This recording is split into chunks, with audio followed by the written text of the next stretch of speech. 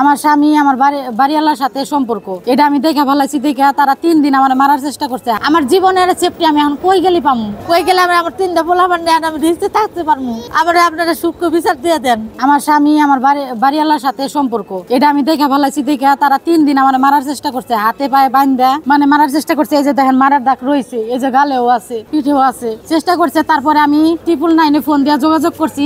এই থানা থেকে পুলিশ গেছিল। ওই দিন থেকে আমার স্বামী বাড়িতে নেই, 3 দিন ধরে নিখোঁজ। 3 দিন ধরে নিখোঁজ। আমি আবার মনে করেন যে নেতা খাতা যা আছে সবাই তার দায়িত্ব নিছিল, কিন্তু তারা আমার সূক্ষ্ম বিচার দেয় নাই। তাদের মুখ বন্ধ করে দিছে, সূক্ষ্ম বিচার দেয় নাই কে। তারপরে থানা থেকে আমার ফোন দিছিল, তারা আমার থানায় আসতে দেয় নাই কে, থানায় আসতে দেয় নাই। তারপরে মানে বাড়ির আজকে সকালে আমার ঘরে তালা মেরে দিছে। তার ঘরে নিচে আমার মায়ের আটকে রাখছিল, নিয়ে আমার গলার মধ্যে বেলেট ধরছে। আমার শাশুড়ি বাহিরেই বেলেট ধরছে, ধরে যে বেলেট যে সুমি করতে চাইছে, গলার মধ্যে পোষ লাগছে, এই যে হাতে লাগছে। লাগে মানে আমি কোন রকম ভাবে ছুইটা খালি দৌড় মারছি। আমার মেয়েটারে নিয়ে আমার পিছনে পিছনে মেয়েটি দৌড় পাচ্ছে। রাস্তার মধ্যে মানুষ দেখে আর বের হয় নাই কে। এই কথা মানে বাড়িওয়ালির ফ্যামিলির সবাই জানে। এখন তার জামাই বিদেশে, তার জামাই জানে নাকি তা জানে না। তার বড় ভাই আর তার মা আর বাড়িওয়ালি এখন আমার মাইরে ফেলাইতে চাইতেছে। টাকা পয়সার অভাব নাকি, টাকা দেওয়া সব জামা চামা দিয়ে লাগবে। কারণ আমার পরশুদিন রাতে মারতে চাইছিল, পুলিশ পর্যন্ত গেছে। তারপরে মানে এগুলা কোনো কিছু করতে পারে না, পুলিশও করতে পারে না, নেতা খাতারা আমার কোনো সূক্ষ্ম বিচার দেয় নাই। এই যে শ্রীপুর থানা থেকে পুলিশ গেছিল, নাম বলতে পারবো না, 4-5 জন গেছিল।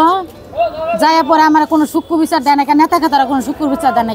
আলম ভাই আছে, আবার আজর ভাই আছে, এরা এখন উল্টা হুমকি আমার দিতেছে। কেন আমার একটাই দাবি, আমার সূক্ষ্ম বিচার দেন। আমার জীবনের চেপটি আমি এখন কই গেলে পামু, কই গেলে আমার 3টা পোলাপান আমি রিস্তে থাকতে পারবো। আবার আপনারা সূক্ষ্ম বিচার দিয়ে দেন। সিআরসি ড্রাইভার গাড়ি চালায়, সৌদি থাকে, পরকিয়া করে। হের বোর সবার সাথে আছে, সবার সাথে পরকিয়া আছে। দেখি মোবাইলটা দেখে যে হের বড় বোন আছে, বড় বোনের আর বড় ভাইয়ের এই যে রেকর্ড আছে। আর বড় ভাই বড় কি ভাই বোন আমার রেকর্ড করে দিয়ে দিছে যে আমার মানে আমার ননদ কতটা ডেঞ্জারাস।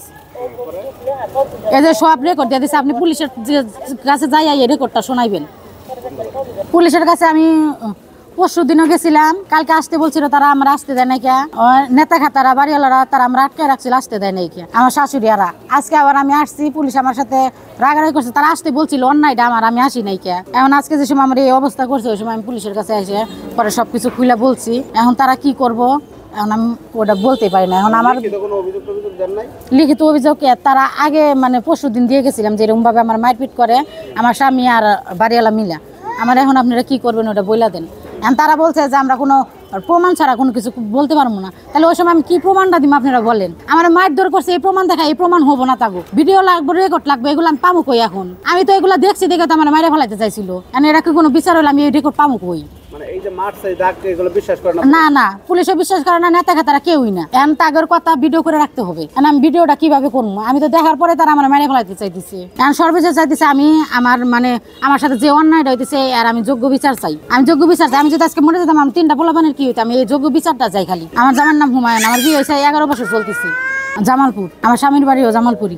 এখানে থাকি। তার নাম হলো রিপার বাসায় থাকি। না চাকরি বাকরি কিছুই করি না, পোলাপান নিয়ে বাসায় থাকি। আমার মেয়ে 3 মেয়ে, ছেলে নাই। বড়টার বয়স 9 বছর, আর এটার 3 বছর, ওটার 1.5 বছর চলতেছে।